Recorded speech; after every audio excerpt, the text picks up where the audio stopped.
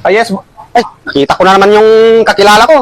Ang dami mong racket boss. Eh, syempre, marami akong pinapakain eh. Ano kailangan mo? Ba't nandito ka Kita na kita naman? nagtitinda ka ng isda At saka sa barbecuean. Eh, syempre, Sari-sari kailangan store. mo talaga ng pera. Ngayon, nasa print Naman tong shop loko ka na na. to eh.